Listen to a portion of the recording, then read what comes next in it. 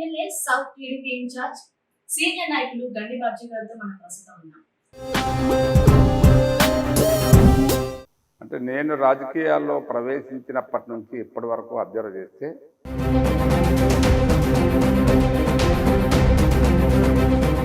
అందరిలో నమో నారాయణ అంటూ మీరు కూడా డబ్బు పెట్టే అవకాశం ఉందంట. అలా ఉండదు. అది రాజకీయాల్లో ఎంత పెడతాము ఎంత పెట్టకపోతాము అనేది చెప్పరు. కానీ మళ్ళీ తర్వాత గెలవలేదు, ఏం డ్రాబ్యాక్ వచ్చిందా?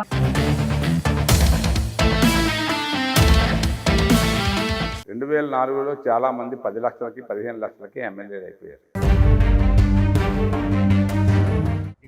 మీరు కాంగ్రెస్ చూస్తారు, వైసీపీ చూస్తారు, టీడీపీ చూస్తున్నారు, ఏది బెస్ట్ అనిపిస్తుంది? మనం మంచి చెడు ఆలోచిస్తే జనరల్గా నేషనల్ పార్టీలో ఉన్న ఆ రెస్పెక్టు ఆ హోదా వేరు.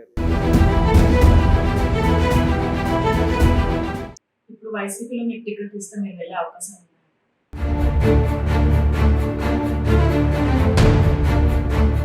నమస్తే, వెల్కమ్ టు సిటీ కేబుల్. నేను రియా. మన మాజీ MLA south TDP incharge senior నాయకులు గండి బాబ్జీ గారితో మనం ప్రస్తుతం ఉన్నాం.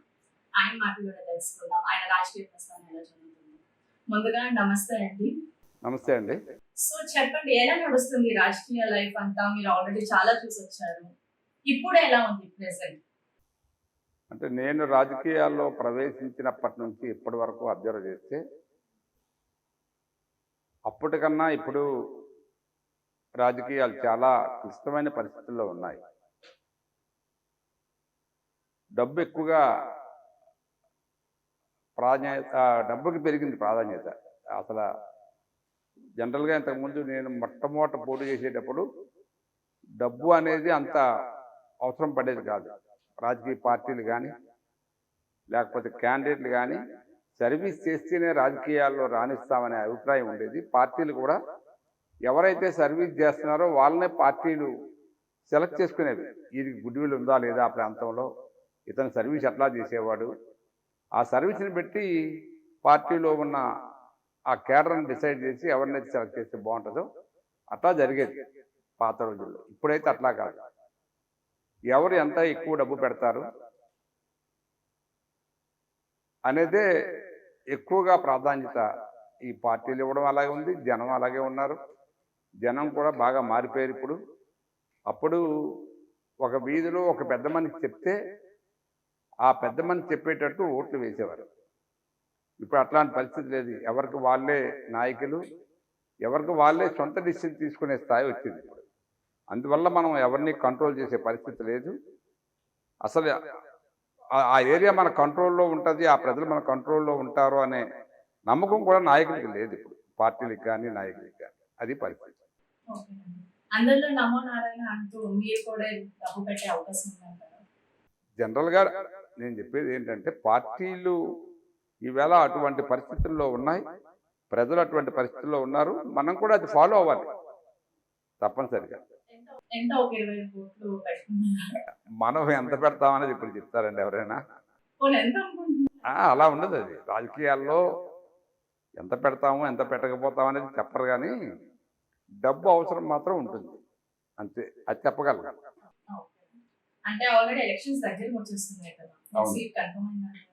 నేనైతే అనుకుంటున్నాను మరి పార్టీ నిర్ణయం తీసుకోవాలి. ఇంకా ఫైనల్గా పొత్తులు ఉన్నాయి కాబట్టి పొత్తుల వలన కొంచెం ఎట్లా సర్దుబాటు చేయాలనేది నాయకత్వం ఆలోచిస్తుంది కాబట్టి దాన్ని బట్టి ఉంటాయి సీట్లు అనేది. నా వరకు అయితే నేను నమ్ముతున్నాను నాకు సీట్ వస్తుందని. మనలో మనం మాట్లాడి ఇప్పుడు ఈ పొత్తు పెట్టడం వల్ల లాభం అని అనుకోవచ్చా లేకపోతే నష్టపడుతున్నాం అనుకోవచ్చా? అది పార్టీ మరి లాభం అనే కదండి నిర్ణయం తీసుకుంటున్నారు. అంటే పార్టీలో పార్టీ వాళ్ళు గొడవలు ఏ ఉండవండి. పార్టీలో ఎలా ఉంటుందంటే మీకు బాగా నమ్ముకొని పనిచేసే వాళ్ళని ఒకసారి పొత్తుల వలన పక్కన పెట్టాల్సిన అవసరం వచ్చింది అనుకోండి, ఆయనకి రేపు ప్రభుత్వం వచ్చాక సరైన ఒక గౌరవం ఇస్తారు గ్యారంటీగా పార్టీ వాళ్ళు. ఎమ్మెల్సీ ఇవ్వడమో లేకపోతే క్యాబినెట్ హోదా ఉన్నాయి చైర్మన్ పదవులు ఇవ్వడమో. ప్రభుత్వం వస్తే మీకు తెలుసు కదా ఎన్ని చైర్మన్లు ఉంటాయో ఎన్ని పదవులు ఉంటాయో. ఆ పదవుల ద్వారా ఎడ్జిస్ట్ చేయొచ్చు. ఎవరైతే నాయకులకి ఇప్పుడు అవకాశం దొరకలేదో అటువంటి నాయకులకి డెఫినెట్గా ప్రభుత్వం వచ్చాక సర్దుబాటు చేస్తుంది పార్టీ. ఇప్పుడు పోటీ చేయగానే గెలవడం అనిపిస్తుంది, కానీ మీరు 2004 లో పోటీ చేయగానే గెలిచేశారు. మళ్ళీ తర్వాత గెలవలేదు. ఏం డ్రాబ్యాక్ వచ్చింది? అప్పట్లో అంటే ఫస్ట్ సారికి గెలిచేశారు. అప్పుడున్న ఏముంది, ఎప్పుడు ఏం లేక అదే చెప్పింది, ఇందాక చెప్పింది అది. 2004లో చాలామంది 10 లక్షలకి 15 లక్షలకి ఎమ్మెల్యేలు అయిపోయారు. సో అదే సీజన్లో మేము 2009లో పోటీ చేసేసరికి కోట్ల మీదకి వచ్చింది. అది చెప్పకూడదు, కానీ అది జనరల్గా ఎలక్షన్ కమిషన్ అబ్జర్వేషన్లో ఇవన్నీ ఉంటాయి. కానీ మనకు తెలియకుండానే డబ్బు అవసరం ఏర్పడిపోయింది. అట్లాగా ప్రజల యొక్క నాడి కూడా మారింది. ప్రజల యొక్క వాళ్ళ యొక్క ఎక్స్పెక్టేషన్స్ కూడా మారిపోయాయి 2009 తర్వాత. సో వాళ్ళకు అనుగుణంగానే మనం కూడా వెళ్ళాలి. అందువలన తప్పనిసరిగా 2009 నుంచి రాజకీయాల్లో అలా పెరుగుతూనే వచ్చింది, కానీ ఖర్చు తగ్గలేదు ఇంతవరకు. మీరు కాంగ్రెస్ చూస్తారు, వైసీపీ చూస్తారు, టీడీపీ చూస్తున్నారు. ఏది బెస్ట్ అనిపిస్తుంది? అంటే Congress party national party, YSR Telugu Desam local parties. మనం మంచి చెడు ఆలోచిస్తే జనరల్గా నేషనల్ పార్టీలో ఉన్న ఆ రెస్పెక్టు, ఆ హోదా వేరు. లోకల్ పార్టీస్లో కొంచెం తగ్గుతుంది అది. ఇప్పుడు వైసీపీలో మీకు టికెట్ ఇస్తే మీరు వెళ్ళే అవకాశం ఉంది? వైసీపీ ఎందుకు ఇస్తారని, నాకు టీడీపీ టికెట్ ఇస్తుంది కదా. మీరు ఆల్రెడీ వైసీపీలో వచ్చారు కదా, ఏమో మా అవును, బాబుజీ గారు మళ్ళీ రావాలనుకుంటున్నారు. వైసీపీలో ఉన్నప్పుడు మేము మాకుగా బయటికి రాలే. జగన్ గారు మమ్మల్ని వద్దనుకొని సస్పెండ్ చేస్తే తప్పితే బయటికి రాలేదు. మేము అప్పుడు ఎన్నోసార్లు ప్రాకులాడాం, మాకు టైం ఇవ్వండి, ఎందుకు మేము తప్పు చేసాము, మేము ఏం తప్పు చేసాం, మమ్మల్ని బయటికి పంపిస్తున్నారని చెప్పి మా నాయకులు అప్పుడు కొంసాల రామకృష్ణ గారు మేము కూడా అడిగాం. కలిసి ఇంటర్వ్యూ ఇచ్చేవాడు కాదు అతను. ఇంటర్వ్యూ ఇవ్వకపోవడం వల్ల ఇంక మనం వేరే దారి ఉండదు కదా. పార్టీ అదే చెప్తున్నాం, లోకల్ పార్టీకి నేషనల్ పార్టీకి అదే తేడా. అదే నేషనల్ పార్టీ అనుకోండి, ఢిల్లీలో రకరకాల కమిటీస్ ఉంటాయి, కమిటీ పెద్దలు ఉంటారు, రకరకాల పెద్దలు ఉంటారు. ఏదో పెద్ద ద్వారా మనం వెళ్ళి మన యొక్క బాధ చెప్పుకోవచ్చు. ఓ విశాలమైన ఇది ఉంటుంది అక్కడ. మనం ఎంట్రీ అవడం కష్టం, కానీ ఎంట్రీ అయితే డెఫినెట్గా రకరకాల ఎంట్రీలు ఉంటాయి, ఒక ఎంట్రీ కాదు అక్కడ. సో మన బాధని చెప్పుకోవడానికి జనరల్గా నేషనల్ పార్టీలో అవకాశాలు ఉంటాయి. ఆ పార్టీ కూడా విశాలమైన దృక్పథంతో పనిచేస్తాయి ఆ పార్టీలు. లోకల్ పార్టీలు అంటే మీకు తెలిసిందే కదా, ఇందాక చెప్పాను నేను. ఇప్పుడు మీ రాజకీయ గురువు కొలతల రామకృష్ణ గారితో కష్టం ఉందా? టచ్లో నిజానికే టచ్లో లేనండి, అంత టచ్లో లేను. ఎందుకంటే మేము 2016లో కీర్తిశేషులు సర్వేశ్వరరావు గారు చనిపోయి ఎక్కడున్నారో కానీ, అతను నేను main leaders followers Kontala Ramakrishna గారు, ఇంకా మిగతా నాయకులు ఉన్నారు. కానీ అందరం కలిపి అతనితో పాటు మా బాస్ కొంతాల రామకృష్ణ గారిని కూడా అడిగాం. తెలుగుదేశం వాళ్ళు పిలిచారు మనల్ని, ఏం చేద్దామంటే జాయిన్ అయిపోదామన్నారు. జాయిన్ అయిపోదామని అలాగ సంవత్సరం కాలక్షేపం చేస్తే, మరి మనం మాట ఇచ్చి వచ్చాం కదా చంద్రబాబు నాయుడు గారికి, మరి ఆ మాట నిలబెట్టుకోవాలి కదా సార్. మరి ఇప్పుడు మీరు అలా 1 year అయిపోయింది, డిలే చేస్తున్నారు ఏంటంటే, ఇంకా చూద్దాం అంటే, అప్పుడు మిత్రుడు సర్వేశ్వరరావు ఏం చెప్పాడంటే, నేను చంద్రబాబు నాయుడు గారితో సీఎం గారితో మాట్లాడాను, మనం జాయిన్ అయిపోదామన్నా, జాయిన్ అయిపోతే మనకి ఏదో ఒకటి ఇస్తా అన్నారు పదవి, ఆ పదవి ద్వారా కొంతమందికే మనం న్యాయం చేయగలుగుతాం, ఇప్పుడు చాలా నష్టపోయి ఉన్నాం అని చెప్పిన దాని మీదట మేము కనీసం నేను చంద్రబాబు నాయుడు గారిని ఆ రోజు కలవలేదు. నాకు ఏటిస్తారు, నాకు ఏం పదవి అనే ఆలోచన లేకుండా, కేవలం మా సర్వేశ్వరరావుకి ఏదో పదవి వస్తే మన వెనకాల ఉన్న వర్గానికి కొంతైనా న్యాయం చేయొచ్చు అనే ఉద్దేశంతో ఆ రోజు మేము విజయవాడ వెళ్ళి, పెద్దగా భారీగా వెళ్ళి 5,000 మందిని తీసుకొని వెళ్ళి అక్కడ జాయిన్ అవ్వడం జరిగింది. జాయిన్ అయిన తర్వాత ఆ ప్రభుత్వం 3 సంవత్సరాలు ఉంది. ప్రభుత్వం ఉన్నప్పుడు పెద్దగా నేను పదవులు ఎక్స్పెక్ట్ చేయలేదు, ఏం లేదు. 19 ఎన్నికల్లో మేము టికెట్ అడిగాం. అదే పెందుర్తిలో నేను పోటీ చేసిన పెందుర్తిలో బండా సత్యనారాయణమూర్తి గారు ఎప్పటి నుంచో సీనియర్ నాయకులు కాబట్టి, మరి ఆయనకి నాకే అక్కడ ఎప్పుడు కూడా అపోజిషన్. నేను కాంగ్రెస్ అయితే అతను తెలుగుదేశం, మళ్ళీ నేను వైఎస్ఆర్ అయితే అతను తెలుగుదేశం, ఇట్లా జరిగింది.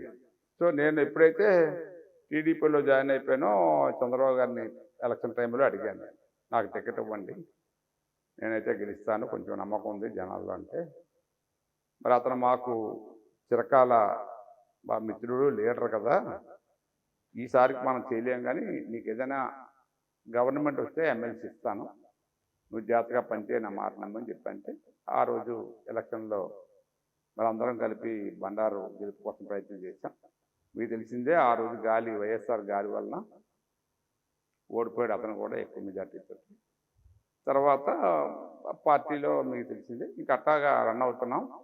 రన్ అయిన కొంతకాలానికి నేను అడిగాను, సార్ మరి నా పరిస్థితి నెక్స్ట్ కూడా ఏంటి పరిస్థితి అని అడిగితే, నేను చూస్తాను కదా అని చెప్పి అప్పుడు నన్ను అడిగారు, నువ్వు మాడుగులు వెళ్తావా లేకపోతే వైజాగ్ సౌత్ వెళ్తావా అని అడిగితే ఆ రోజే ఆలోచించుకొని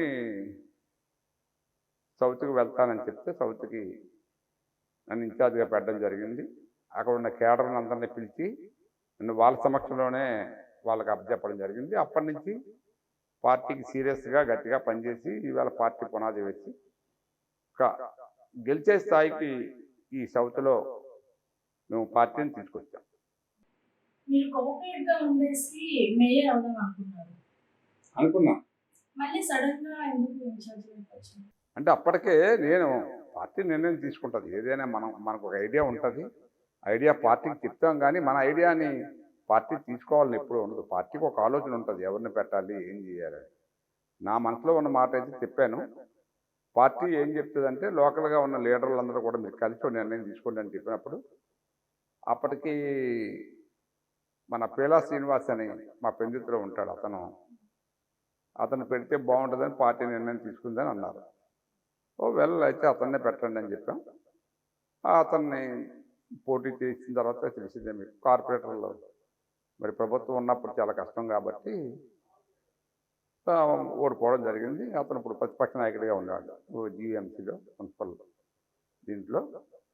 అందువల్ల ఇక నేను అప్పుడు డ్రాప్ అయిపోయాను. ఇప్పుడు మీరు పెన్నులో ఒకవేళ పోటీ చేస్తే ఖచ్చితంగా గెలిచేస్తామని చెప్పారు. ఇప్పుడు కాదు, నేను అప్పుడు చెప్పాను. ఇప్పుడు నాకైతే నమ్మకం ఉంది, ఇప్పుడైనా గెలుస్తాను గ్యారంటీగా పోటీ చేస్తే. మరి గెలుస్తాను అని చెప్పి మీరు ఒకవేళ పై పార్టీ పై అధ్యక్షుల దగ్గరికి వెళ్తే వాళ్ళు చెప్తే ఖచ్చితంగా ఇస్తారు కదా. ఇప్పుడైతే నేను అంత అవసరం నాకు ఉందని అనుకోను. నేను ఆల్రెడీ ఒక పార్టీ నుంచి ఇక్కడ సౌత్లో తెలుగుదేశం పార్టీని కంటెస్ట్ చేయాలని ఆలోచనతో ఉన్నాను. పార్టీ కూడా ఇస్తుందని నమ్ముతున్నాను. దానివల్ల ఇంకా నేను వేరే పార్టీకి వెళ్ళాల్సినంత అవసరం లేదు కదా ఇప్పుడు. అది పరిస్థితి. ఈ రాజకీయ విషయాలు పక్కన పెట్టి మీ పర్సనల్ లైఫ్ గురించి, మీ ఫ్యామిలీ గురించి ఏదైనా మాకెవ్వరికి తెలియదు చెప్పాలి. మీకు ఎవరికి అందరికీ తెలిసిందే, ఓపెన్ బుక్కే కదా, ఇక్కడ ఏముంది. నేను చిన్నప్పటి నుంచి రైతు కుటుంబంలో పుట్టాను, చిన్న రైతు కుటుంబం. అంటే మా ఊరికైతే మాది పెద్ద కుటుంబమే. నేను ఇలా చదువు అవగానే అలా అయిపోగానే రాజకీయాల్లోకి వస్తే బాగుంటుంది ఉద్దేశంతో అప్పుడు గ్రామ రాజకీయాల్లో ప్రవేశించడం, తర్వాత ఉప సర్పంచ్, జడ్పీటీసీ, ఎంపీపీ కూడా పోటీ చేయడం జరిగింది. తర్వాత అవన్నీ 2 ఓడిపోయాం. సర్పంచ్ అయితే మటుకు 2 సార్లు గ్రామంలో చేశాను. తర్వాత 2004లో కాంగ్రెస్ పార్టీ టికెట్ ఇచ్చింది. టికెట్ ఇచ్చాక ఆటోమేటిక్గా గెలిచాము. తర్వాత ఏంటంటే ఫ్యామిలీ, 2 పిల్లలు, 2కి పెళ్ళిళ్ళు అయిపోయి, అబ్బాయిలు, భార్య ఉంది, వ్యవసాయం, తమ్ముడు ఉన్నాడు, తమ్ముడికి పెళ్ళి అయిపోయింది, చెల్లి ఉంది, చెల్లికి పెళ్ళి అయిపోయింది, కుటుంబం. ఇప్పుడు పిల్లలు రాజకీయంలో వచ్చే అవకాశం ఉంది. పిల్లలు అంటే వాళ్ళకి ఇంట్రెస్ట్ ఉండాలమ్మా, మనం చెప్పలేము. ఇప్పటి వరకు అట్లాంటి రాలేదు ఇంకా. ఇప్పుడు నేను మళ్ళీ సెటిల్ అవ్వాలి కదా, రీసెటిల్మెంట్ లెక్క 15 ఏళ్ళు గ్యాప్ వచ్చింది నాకు. ఒక మాట అన్నారు, గెలిచినా గెలవకపోయినా ఇవి నా చివరని చెప్పి. అందుకనే నేను గెలిచినా గెలవకపోయినా ఇవి అయితే మటుకు చివరని అనుకుంటున్నాను నేనైతే 100%. అంటే జనరల్గా రాజకీయాలు అనేవి ఎప్పటికి ఎలా ఉంటాయో తెలియదండి. ఇప్పుడు ఒక డెసిషన్ తీసుకుంటాం ఉదాహరణకి, ఆ డెసిషన్ వల్ల కొద్ది రోజులు పోయాక ఎవరో రిక్వెస్ట్ చేస్తారు, లేకపోతే మనకే అవసరం పడుతుంది, మనకే మనసు మారచ్చు. ఒకవేళ నా ఉద్దేశం అయితే అది, కానీ రాజకీయాల్లో ఏది జరుగుతుంది ఏది జరగదని చెప్పలేమండి. అందువల్ల అది మనం చెప్పలేం, ఏం జరుగుతుందో చూద్దాం. ఇప్పుడు మీ పైన ఈ భూ కబ్జాలు అని అవన్నీ ఎందుకు అంత ఆరోపణ వస్తుంది? ఓకే, అంటే జనరల్గా ఇప్పుడు మీ భూమి ఉందండి, మీకు కాగితాలు ఉంటాయి, అన్నీ ఉంటాయి, మీ భూమి ఎవడో ఆక్యుపై చేసుకుంటాడు, మీరు నా దగ్గరకు వస్తారు, నేను వాళ్ళు దెబ్బలాడతాను, మీ కాగితాలు ఉన్నాయి, అన్నీ ఉన్నాయి, మీరు ఎలా కబ్జా చేస్తారు, తప్పు కదా అదంటే వాళ్ళకి ఏదో గట్టిగా భయం చెప్తాం అవసరమైనప్పుడు. దాన్ని వాళ్ళు వేరేగా తీసుకుంటారు. నేను అందుకనే చెప్పాను, తెలుగుదేశంలో సిట్టు వేశారు, వైసీపీలో సిట్టు వేశారు. ఒక్క కేసైనా నా మీద ఫైల్ అయితే దెన్ ఐ కెన్ అగ్రీ. ఎవరికైనా నేను ఏంటంటే అన్యాయం జరిగితే మేము పోరాడతాం, అందులో డౌట్ లేదు. మాకు ఒప్పుకున్నంత వరకు ఫైట్ చేసి అవతల న్యాయం చేద్దాం ట్రై చేస్తాం. దాంట్లో భాగంగానే కొంతమంది ఈ రకరకాల మాట్లాడచ్చు. అది నేనేం బాధపడలేదు. అదేమి అలా నేను ఎక్కడ గవర్నమెంట్ భూమి కానీ ఏం కానీ మేమైనా కబ్జా చేసాను కట్టేసినట్టయితే చూపించమనండి ఎవరినైనా. ఇప్పుడు ఈ కాంట్రవర్సీ గన్ విషయం ఏదో బయటకు వస్తుంది. అది ఒకసారి క్లారిటీగా మీరు చెప్పండి, అసలు ఏం జరిగింది ఆ రోజు? యాక్చువల్గా ఆ రోజు బై ఎలక్షన్ ద్రోణరావు శ్రీనివాస్ గారు ఇక్కడ కాంగ్రెస్ తరఫున పోటీ చేస్తున్నారు, అటు రెహమాన్ గారు టీడీపీ తరఫున. అప్పుడు నేను కాంగ్రెస్ ఎమ్మెల్యేని అయితే ఎలక్షన్ రోజు ఈవినింగ్ అంబుసరంగ వీధని, ఇప్పుడు మనం ఏదైతే సౌత్ అనుకుంటామో ఆ సౌత్లో ముస్లిం ఏరియా ఒక అంబుసరంగ వీధి ఉంది, అక్కడ బూత్ ఉంటే మా కార్యకర్తను ఎవరో కొట్టారని నాకు ఫోన్ వచ్చింది. ఫోన్ వస్తే మేము ఏం చేసామంటే, అప్పుడు రుద్రరాజు అని ఇప్పుడు మొన్న కాంగ్రెస్ పార్టీకి పిసిసి ప్రెసిడెంట్గా చేశారు, జ్ఞాపకం ఉందా? ఈ మధ్యనే ఆయన రిజైన్ చేసిన తర్వాత శర్మిలా గారికి ఇచ్చారు. ఆ రుద్రరాజు అని అప్పుడు మాకు బాగా బెస్ట్ ఫ్రెండ్, మాకు ఇన్ఛార్జ్ అప్పుడు ఈ బై ఎలక్షన్కి. అప్పుడు ఆయన అన్నాడు, మనం వెళ్ళొద్దాం పదా, గొడవ అవుతుంది అన్నారు కదా అని. మేము వెళ్తే అక్కడికి 100 మంది పోగే ఉన్నారు. పోగే ఉంటే మేము ఇంతమంది పోగేయి ఒకరిని కొట్టేయడం అన్యాయం కదా అని చెప్పి మేము అడిగితే, మీరేవాడు అంటే నేను ఏం చేశానంటే బండి వేసుకుని వెళ్ళిపోయాం. మేము గన్మ్యాన్లు కానీ కారు కానీ, నేను డ్రైవ్ చేస్తున్నాను, అతను వెనక్కి కూర్చున్నాడు, వెళ్ళిపోయాం. వాళ్ళు ఏదనుకున్నారంటే వీళ్ళు ఎవడో బచ్చాగలీలు మమ్మల్ని కొట్టేద్దామని ప్లాన్ చేశారు. కొట్టేద్దామని ప్లాన్ చేసి ఈ లోపల మేము గట్టిగా కేకలు వేయగానే మా వాళ్ళు కూడా కొంతమంది పోగయ్యారు. అటు ఇటు చూసుకున్నాం. గన్ అనేది తీయడం అది ఏం లేదు. మీరు అన్నట్టు ఎవడో ఫోటో తీస్తే మరి గన్ కనపడుతుంది కదా, లేకపోతే పోలీసులు మమ్మల్ని వెంటనే పట్టుకున్నారు 5 నిమిషాల్లో. పోలీస్ స్టేషన్ నుంచి మా దగ్గరికి ఒక 7-8 నిమిషాల్లో పోలీసులు చేరారు, మొత్తం పెద్ద బెటాలియన్ చేరి అక్కడ ఉన్న స్పాట్లో ఉన్న ఎవరు దొరికితే వాళ్ళని పట్టుకోలేదు. కానీ ఎక్కువ మమ్మల్ని ఎక్కించారు, వ్యాన్ ఎక్కించి ఆ వ్యాన్లో కానీ ఎక్కడైనా చెక్ చేస్తే మా దగ్గర గన్ దొరుకుతుంది కదా. మరి లేనిది వస్తుందని ఎందుకు అంటున్నారు? అంటే వాళ్ళు ఎవడో చూసి కేకేశాడు, ఇది గన్ ఏదో ఉంది, గన్న పేల్చడానికి ట్రై చేశారండి, మమ్మల్ని కాల్చడానికి ట్రై చేశారు, కంప్లైంట్ ఇచ్చారు అంతే. కంప్లైంట్ ఇచ్చినప్పుడు ఆటోమేటిక్గా అది మీకు ఫోటో అవన్నీ ఏం అక్కర్లేదు అప్పుడు. ఇప్పుడంటే ఫోటోలు వచ్చాయి, వీడియోలు వచ్చాయి, సోషల్ మీడియా కూడా బాగా డెవలప్ అయింది కాబట్టి ఇప్పుడు ఈజీగా మనం ఐడెంటిఫికేషన్ చేయొచ్చు, ఎవిడెన్స్ ఇవ్వచ్చు. అప్పుడు నిజంగా పట్టుకుంటే ఎవిడెన్స్ ఇవ్వాలి కదా, ఎవడో నన్ను పట్టుకోవాలి కదా, అంతమంది ఉన్నారు. గన్ను లాక్కోవచ్చు నా దగ్గర నుంచి, నన్ను పట్టుకోవచ్చు. మేము ఉన్నదే 10 మంది, వాళ్ళు 100 మంది ఉన్నారు. పట్టుకొని నన్ను పోలీసులు కబ్జాపు వచ్చారు గన్తో పాటు. అయినా పట్టుకుంటే వెంటనే పోలీసులు కూడా వచ్చారు కాబట్టి గన్ కూడా లాక్కొని వాళ్ళకి కబ్జాపు వచ్చు కదా, 2 జరగలేదు కదా. అందుకని కోర్టు కేసు కొట్టేసింది. పరిపాలన మీకు తెలియకుండా మాకేం తెలుసు, కానీ పరిపాలన చూస్తే ప్రజలు, ఇప్పుడు నా ఒపీనియన్ అయితే ఏదైతే ఆ రోజు అతను చెప్పాడో, నేను ఒక 6 నెలలు నాకు అవకాశం ఇవ్వండి, ఒక బెస్ట్ ముఖ్యమంత్రి, ఇండియాలోనే బెస్ట్ ముఖ్యమంత్రి అనిపించుకుంటాననే మనిషి ఇవాళ మీకు తెలుసు. ప్రతి చదువుకున్నవాడు, ప్రతి అంతో ఎంతో ఎంప్లాయ్ చేసే ఎంప్లాయీస్, టీచర్స్, రకరకాల కార్మికులు, చివరికి పల్లెటూరులో ఉన్న ప్రజలు కూడా ఏమనుకుంటున్నారంటే మన దగ్గర తీసుకున్న డబ్బులే మళ్ళీ మనకి ఇస్తున్నాడు. ఇప్పుడు మన దగ్గర ఏమో 100 రూపాయలు లాక్కొని అతను 10 రూపాయలు ఇస్తున్నాడు, ఇది చాలా అన్యాయం. లేకపోతే ఈవేళ రాష్ట్రం 10 లక్షల కోట్లు ఎందుకు అప్పు అయిపోద్దండి? సేమ్ మన బ్యాలెన్స్ ఎలా తీసుకోవాలి?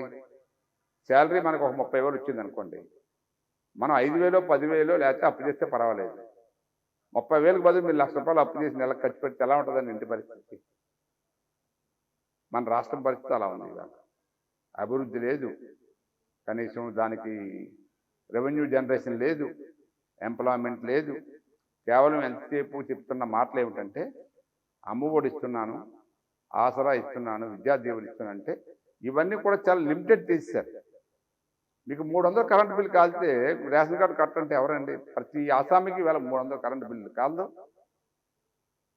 అంటే నేనేమంటున్నా అంటే నువ్వు ఇచ్చే పథకాలు నువ్వు అనుకుంటావు 90% నువ్వు ఇచ్చాను, కానీ రిజిల్ సర్వే చేస్తే మేము అడిగాం ఆర్టీ యాక్ట్ కింద సౌత్లో ప్రతి సచివాలయంలో కూడా అడిగాం, మీరు ఎంతమందికి బెనిఫిషరీస్ లిస్ట్ మాకు ఇవ్వండి, ఇస్తున్నారు మీరు ఈ పథకాలన్నీ కూడా అడిగితే మేము ఓవరాల్గా 2-3 సచివాలయాలు 4 సచివాలయాలు లెక్కేసాం, 40% బిలో ఉంటుంది, ఇంకా బిలో. కారణం ఏమిటంటే ఇప్పుడు మీ ఇంట్లో అండి ఉదాహరణ చెప్తాను, 2 హ్యాండిక్యాప్లు ఉంటారు, పోలియో ఒకరికే ఇస్తున్నారు, ఇంకొకరి పరిస్థితి ఏంటండి, తర్వాత ఏంటంటే విడో ఉండొచ్చు, ఓల్డేజ్ ఇంకొక మనిషి ఉండొచ్చు ఇంట్లో, మరి వాళ్ళందరికీ ఇవ్వాలి. ఒకే ఇల్లు అనేది మాత్రాన ఒకటే ఇచ్చి ఆపేస్తానంటే మిగతా ముగ్గురికి అన్యాయం జరిగినట్టే కదా నీ పాలసీ ప్రకారంగా. అందువల్ల నేనేమంటున్నా అంటే నలుగురికి ఇవ్వాలి, ఇచ్చినప్పుడే ప్రభుత్వం న్యాయం చేసినట్టు ఆ ఫ్యామిలీకి. పేదవాళ్ళకి డబ్బున్న వాళ్ళకి నువ్వు ఎలాగా ఆపాలి. చాలామందికి ఇప్పుడు నువ్వు డబ్బున్న వాళ్ళకి రకరకాలుగా రాష్ట్రంలో ఉన్న డబ్బు దోచి పెడతాం, ఏదో వేరే మార్గాలు కాంట్రాక్ట్లని అవని ఇవని. నీ వంది మాగదులు ఉంటారు కదా, ఎంతమంది ఉన్నారు కాంట్రాక్టర్లు కానీ, ఎంతమందో దొంగ కాంట్రాక్టులు తీసుకొని బిల్లులు ఎక్కువ పెంచుకొని డబ్బులు ఆగేశారు. చివరికి వచ్చారు డబ్బు లేదు, ఇవాళ శాలరీ ఇవ్వాలంటే 10వ తారీఖు అవుతుంది. ఎంత ఘోరం అండి, ఒక ఎంప్లాయ్మెంట్ ఇవ్వలేకపోయాడు. సరే అలా ఉంచండి, మీరు ఈవేళ రిటైర్ అయిపోతారు, మీ బెనిఫిట్స్ వస్తాయని ఎంత ఆశపడతారు, ఏదో ఇల్లు కొనుక్కుందామనో, లేకపోతే రకరకాలుగా ఏదైనా పొలం కొనుక్కుందామనో, లేకపోతే ఏదైనా మీ అబ్బాయికో మీ అమ్మాయికో పెళ్లి చేయాలనో అని ఆశపడతారు కదా. రిటైర్ వస్తుంది, కొంచెం మనం అప్పు చేయక్కడ లేకుండా చేసుకోవచ్చు అని.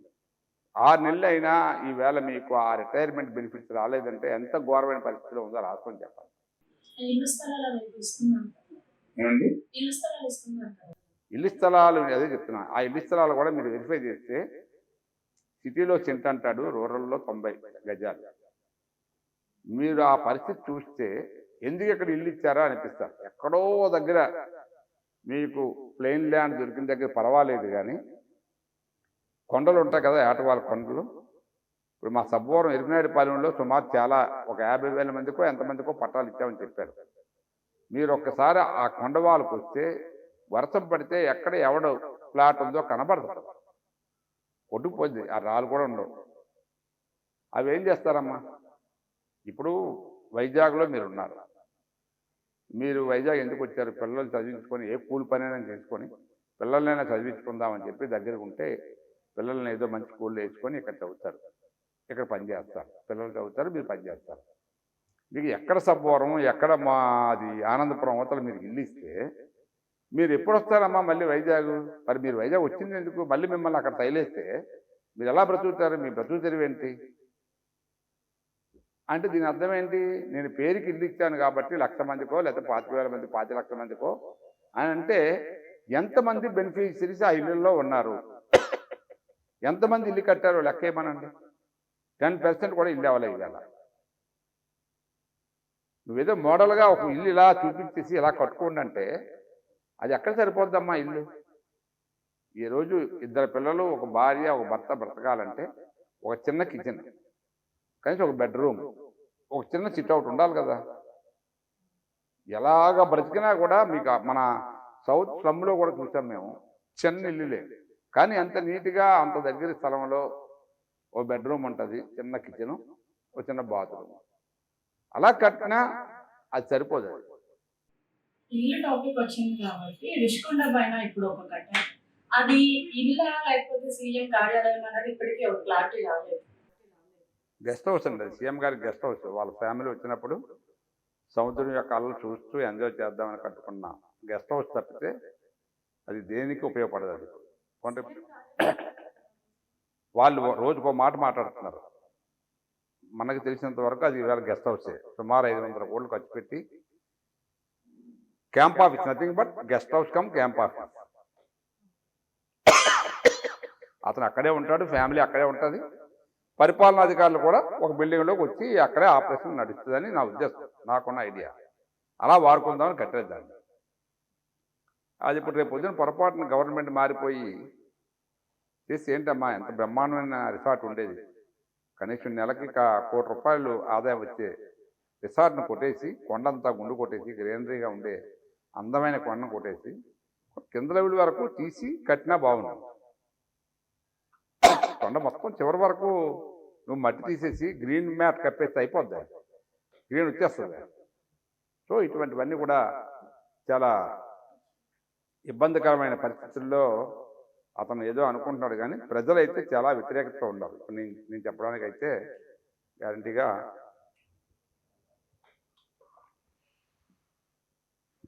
అందువలన ప్రభుత్వం మీద అయితే చాలా వ్యతిరేకత ఉంది. అతను చేసే పనులు ఏంటంటే మీరే చెప్పండి. మద్యపాన నిషేధం అన్నారు. మద్యపాన నిషేధాన్ని చేసిన తర్వాతే మళ్ళీ మీ దగ్గరికి ఓట్లు అడగడానికి వస్తానని చెప్పాడు. మరి ఇవాళ ఎక్కడ నిషేధం చేశారా?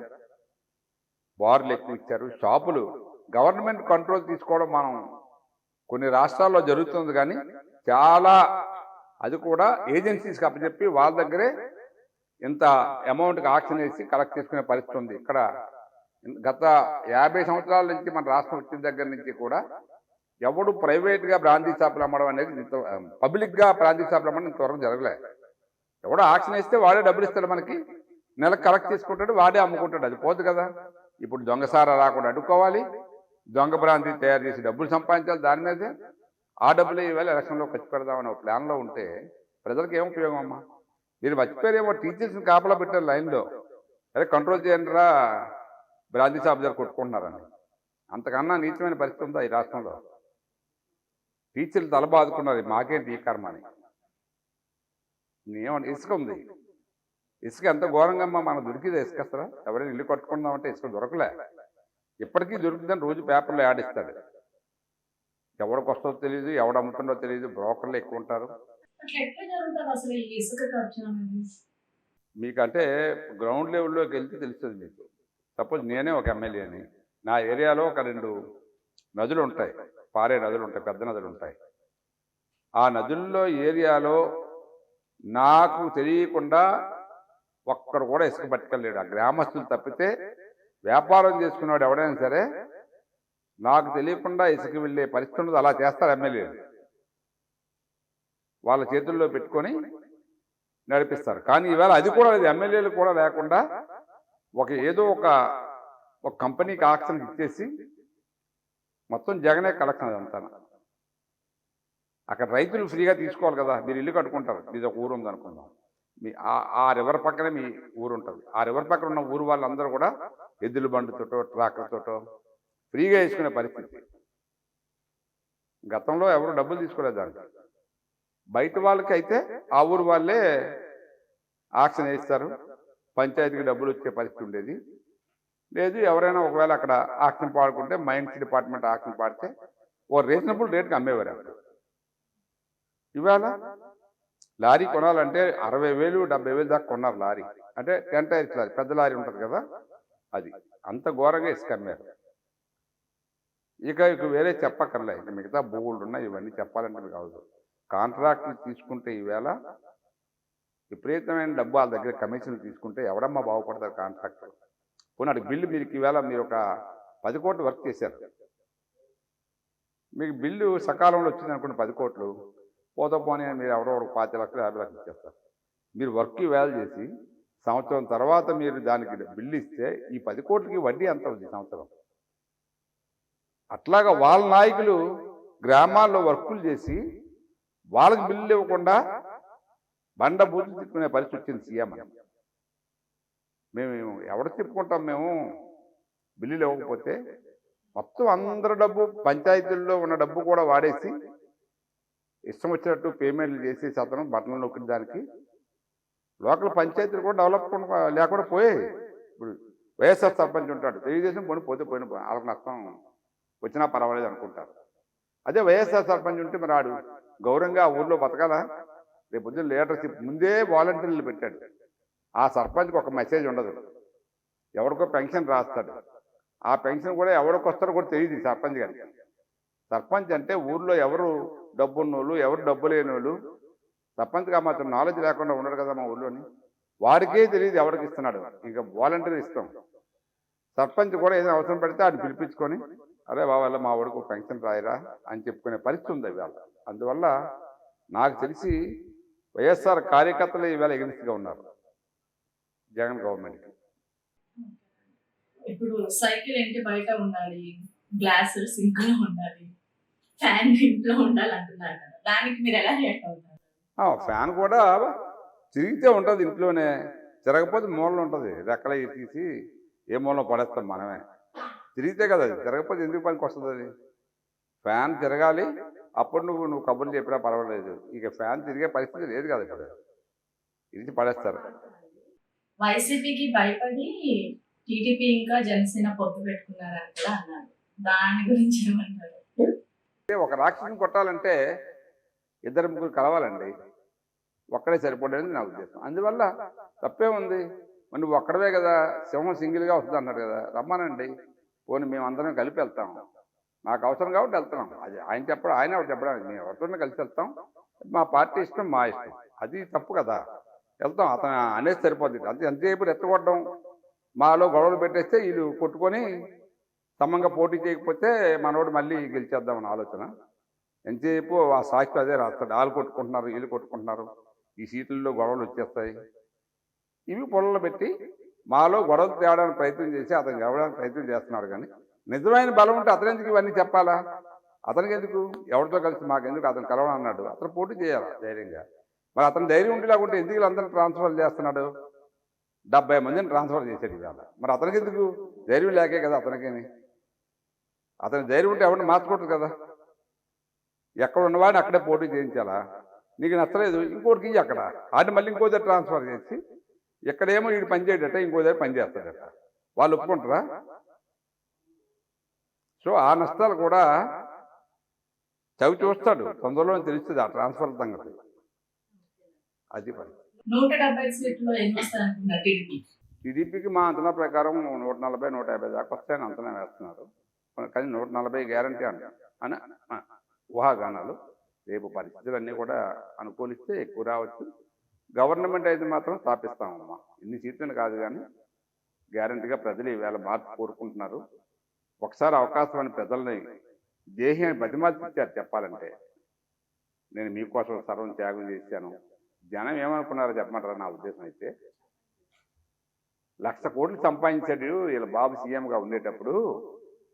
ఇతనికి డబ్బుతో పని ఉండదు, ప్రజలకు ఏం కావాలో అది ఇంకా కావాలంటే సొంత డబ్బులు ఖర్చు పెట్టి సేవ చేస్తాడనే నమ్మకంతో ఓట్లు వేశారు నిజంగా చెప్పాలంటే. వేళ దాన్ని ఆసరాగా తీసుకొని ఈవేళ అంతకన్నా ఎక్కువ డబ్బు సంపాదించి ప్రజలు నెత్తిన, ఒక్కొక్కటి నెత్తిన 3 లక్షలు 4 లక్షలు అప్పు పెట్టాడు. ఎప్పుడు తీరుతుందండి అంతా? అది తీరాలి, మన గవర్నమెంట్ నడవాలి, అభివృద్ధి చెందాలి. ఇవన్నీ ఒక సీనియర్ నాయకుడు, అనుభవస్తుడు ఉంటేనే నడుస్తున్న ఉద్దేశంతో చంద్రబాబు నాయుడు గారిని ఆ రోజు మనం రాష్ట్రం విడిపోయిన వెంటనే చేశారు. కానీ జనం ఏమనుకున్నారు చెప్పాను కదా, ఈయనకన్నా బాగా డబ్బు ఉంది పర్వాలేదు, మిగతాదంతా ఖర్చు పెట్టి చేసేస్తాడని అనుకున్నారు జనం. మొత్తం దోచుకున్నాడు రాష్ట్రాన్ని. అసలు ఏనాడు ఎప్పుడు నేను చూసామమ్మ, మనం పొలాలు మనకు అవసరమైతే మనం తాకట్టు పెట్టుకున్నా అమ్ముకొని మనం చేసుకుంటాం. గవర్నమెంట్ భూములు తాకట్టు పెట్టి అప్పులు తేవడం అనేది ఎప్పుడైనా చూసాం మనం? ఏ సంస్థో, వడా సంస్థో అనుకోండి, ప్లాట్లు వేసి ఆక్షన్ వేసి డబ్బు సంపాదిస్తారు. అది గవర్నమెంట్ కావాలంటే ఇస్తారు, లేకపోతే వడా డెవలప్మెంట్కి వాడతారు, మన డెవలప్మెంట్కి వాడతారు. కానీ అలా కాదు. Collector office, MRO office, railway, ఇంకా రైల్వే జాగాలు ఇంకా వాళ్ళు సైలెంట్గా లేరు కాబట్టి, లేకపోతే అవి కూడా అమ్మేసినాయి, అవి మాయే అని. అటువంటి పరిస్థితి ఉంది రాష్ట్రంలో.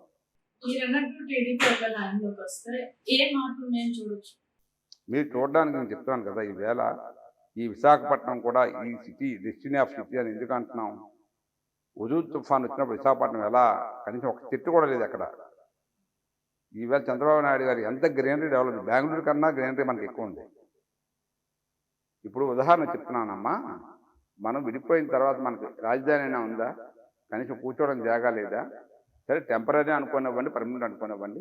ఒక సచివాలయం కట్టారు, ఒక సెక్రటేరియట్ కట్టారు, ఒక బ్రహ్మాండమైన క్వార్టర్స్ కట్టారు, ఎమ్మెల్యేలకి, ఐఏఎస్లకి అన్నీ కట్టే ప్రజలు చెప్పాను కదా, ప్రజల వల్ల అనవసరంగా అదే అధికారం కంటిన్యూ అయితే ఈవేళ మనకి చాలా జీడీపీ కూడా పెరిగేది, రాష్ట్రం కూడా ఎక్కడో ఉండేది. వైజాగ్ ఇప్పుడు ఐటీ కంపెనీలు ఒక 5-6 మంచి కంపెనీలు ఉండేవి.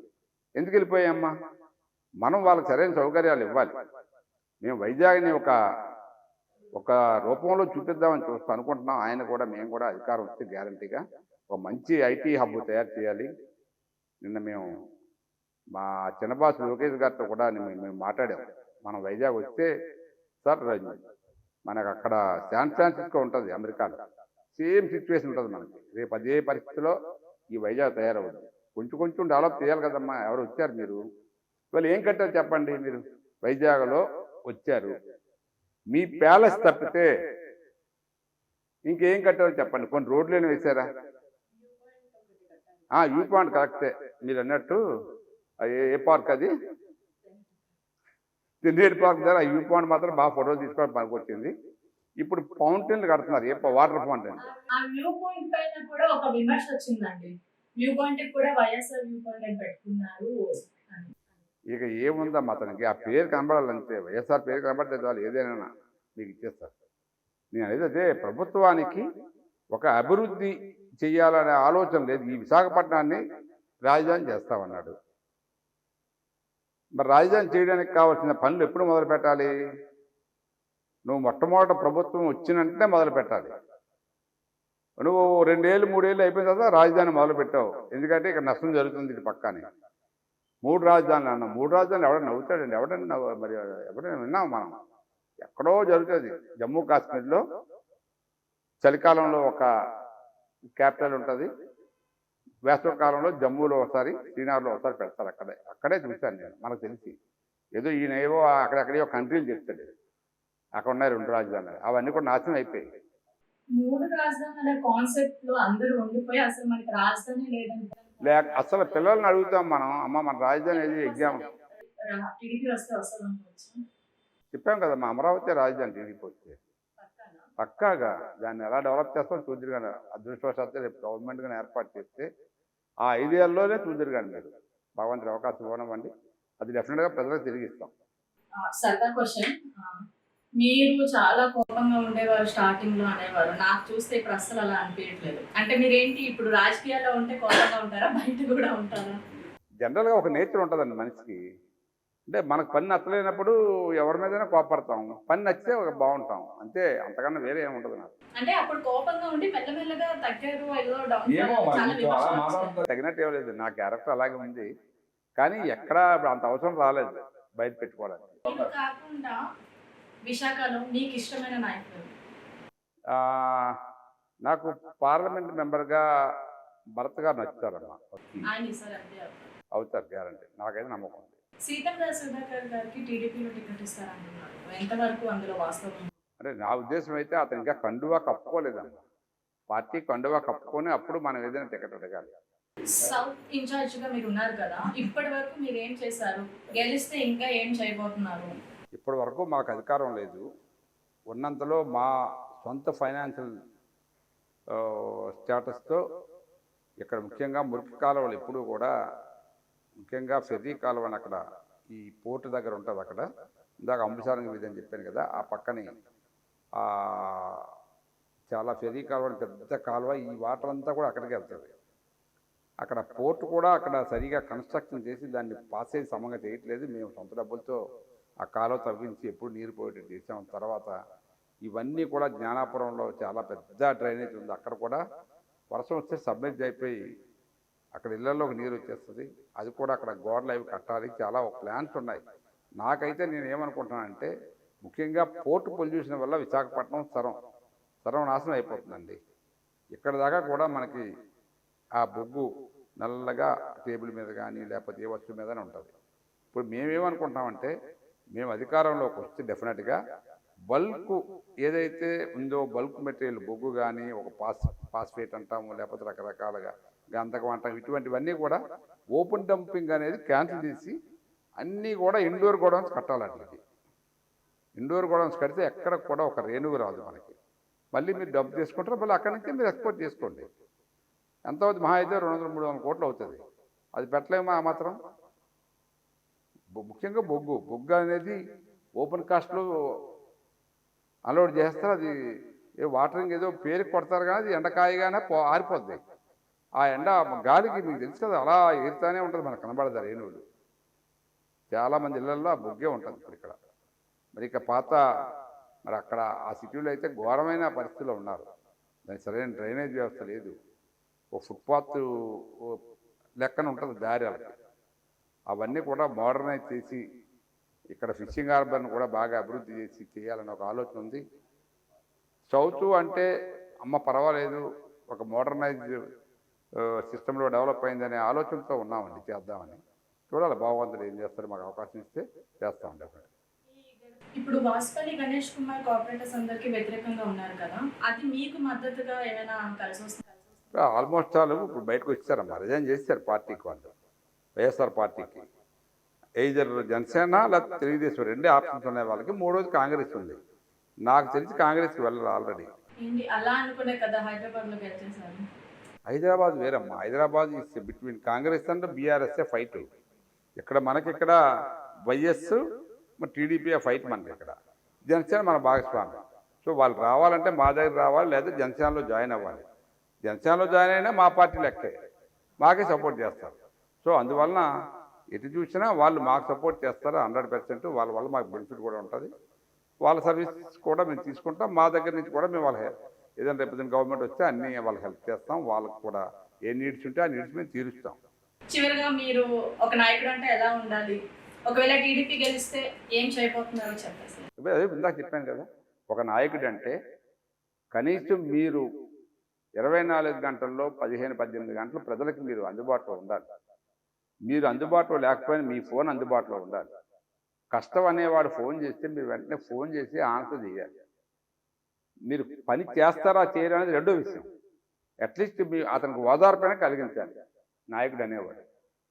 మనకున్నంతలో ఫిజికల్గా ఉన్నవ్వండి, ఫైనాన్షియల్గా ఉన్నవ్వండి, లేకపోతే అఫీషియల్గా ఏదైనా గవర్నమెంట్ ద్వారా ఉన్నవ్వండి, మనం సాయం చేయడం ప్రయత్నం చేస్తే డెఫినెట్గా మనకు ఆ నమ్మకం ఉండదు. మీకు ఒకే ఎగ్జాంపుల్ చెప్తాను నేను. ఈవేళ నాకు 15 సంవత్సరాల నుంచి అధికారం లేదు. నాకు 2009లో ఓడిపోయాను, 14లో ఓడిపోయాను, 19లో టికెట్ లేదు. ఈవేళ 2024. ఈవేళ పార్టీ పిలిచి నాకు ఒక ఇన్ఛార్జ్ పదవి ఇచ్చిందంటే ఎందుకు ఇస్తారు చెప్పండి? నాలాగా చాలామంది ఉన్నారు ఎక్స్ఎమ్మెల్యేలు. అంటే ప్రజల్లో ఒక రకమైన నమ్మకం కలిగించాలి మనం. ఈ మనిషి వస్తే మనకు పని చేస్తాడు రాజకీయంగా, ఇటువంటి మనిషిని ఎన్నుకోవాలనే భావన కలిగించేటట్టు మనం మన నాయకత్వాన్ని మనం అభివృద్ధి చేసుకోవాలి. అంతే తప్పితే నాకు ఎమ్మెల్యే వచ్చింది కాబట్టి ఇది కోరుగుడు మంత్రిలాగా రోజు కార్లు వేసుకొని తిరిగేసి కాదు. కార్లు మేము వేసుకొని తిరుగుతాం, పని చేస్తూ కార్లు వేసుకొని తిరగమనండి. అతను ఐటీ మంత్రి. నేను చెప్తున్నాను, ఇప్పుడు నేనే ఐటీ మంత్రి అయితే ఎలాగోలాగా జగన్తో గొడవాడి ఒక 20,000 కోట్లు తెచ్చి ఒక ఐటీ బిల్డింగ్లు 10 కట్టియాలి. ఐటీ చూస్తే ఐటీలా కనపడాలి. హైదరాబాద్ మీరు వెళ్ళాలి, ఇప్పుడు గచ్చిపోవాలి ఎప్పుడైనా ఎలా ఉండదు చూడండి. మరి మనం ఇన్ఫ్రాస్ట్రక్చర్ ఇవ్వాలండి ముందు మనం. అప్పుడు ఎవరైనా రమ్మంటే ఉండరా అంటే ఉంటాడు. వాడికి కావాల్సిన ఫెసిలిటీ మనం ఇవ్వాలి కదా. మీరు ఎందుకు ఇక్కడ 15 లక్షల కోట్లు ఇండస్ట్రియల్ సమితిలో మేము అగ్రిమెంట్లు చేసుకున్నాం, ఇవన్నీ కూడా మనకు ఒక సుమారు 2,50,000 ఉద్యోగాలు వచ్చేస్తాయని చెప్పారు వాళ్ళ స్టేట్మెంట్. ఆ ఐటీ మంత్రి గారు, సీఎం గారు ఎన్ని అగ్రిమెంట్ చేశారో చెప్పమానండి. ఈవేళ 10 కంపెనీలు కూడా చెత్త కంపెనీ ఏవి అవి? అంతకుముందు మాట్లాడిన కంపెనీలు ఏషియన్ పెయింట్స్, తర్వాత సెయింట్ గ్లోబిన్ రంగుల పెయింట్ కంపెనీ, అది ఐటీ కంపెనీ ఒకటి వచ్చిందమ్మా ఇక్కడికి. మొన్న ఏదో చెప్పాడు మైక్రోసాఫ్ట్ వచ్చేస్తారు. మీరు ఇన్ఫ్రాస్ట్రక్చర్ కనబడితే డెఫినెట్గా అట్రాక్ట్ అవుతారమ్మా. మంచి టవర్స్ కట్టి నువ్వు వాళ్ళతో ఇనిషియేట్ చేసుకొని మాట్లాడుకొని రండి, మీకు ఏం కావాలో మేము ఇస్తాం, గవర్నమెంట్ పరంగా ఇన్సెంటివ్స్ ఇవన్నీ ఇస్తాం, మీకు నష్టం రాకుండా మేము గ్యాప్ ఫండింగ్ కూడా ఇస్తారు కొంతమంది. కంపెనీ రన్ అవ్వాలి కదమ్మా. అవన్నీ లేకుండా ఎక్కడ అభివృద్ధి అవుతుందమ్మా? కేవలం వాళ్ళ అభివృద్ధి చూసుకున్నారు. వైజాగ్లో ఎప్పుడూ లేని ల్యాండ్ కబ్జాలు జరిగాయమ్మా. ఇప్పుడు ల్యాండ్ కబ్జాలు మీరు అంటారు కదా, కబ్జాలు ఇప్పుడు మీరు లెక్క వేస్తే వైజాగ్లో మనకి ఖాళీ బిల్డింగులు ఎక్కడైనా ఒకవేళ ఖాళీ స్థలాలు రేపు పొద్దున మనం కట్టాలి, బిల్డింగ్లు కట్టాలంటే ప్రభుత్వం స్థలం కూడా ఎక్కడ సరైన స్థలం లేదు. ఎక్కడ కావాలంటే అక్కడ అందరూ కబ్జాలు చేశారు నాయకులు అందరూ. రెడ్డి నాయకులు చాలామంది వచ్చి ఇక్కడ మీరు చూడండి, ఏ రిజిస్ట్రేషన్కి వెళ్తే హైదరాబాద్ రిజిస్ట్రేషన్ నెంబర్ ఉంటుంది, లేకపోతే కడప రిజిస్ట్రేషన్ నెంబర్ ఉంటుంది, లేకపోతే ఏదో నెంబర్ ఉంటుంది. తప్పితే మన వైజాగ్లో ఉన్న రిజిస్ట్రేషన్ నెంబర్లు ఎవరు కొనే దమ్మే లేదు కదా. ఎవరున్నారంతా? నేను చెప్పింది అదే అంటున్నాను. ఒక 2-3 ఉన్నారు, వాళ్ళు ప్రభుత్వం సపోర్ట్తో కబ్జాలు చేసి వేళ ఆ కన్స్ట్రక్షన్ చేస్తున్నారు. కానీ వాళ్ళు రేపు గవర్నమెంట్ మారితే వాళ్ళు తొక్కటేస్తూ అనుమానం లేదు. అండ్ చూసారు కదా, మరి మన గండి బాబ్జీ గారి విశేషాలు చాలా తెలుసుకున్నాం. ఇట్లానే మరెన్నో తెలుసుకోవడానికి ట్రై చేస్తూ ఉందాం. అంతవరకు సెలవు. నమస్కారం.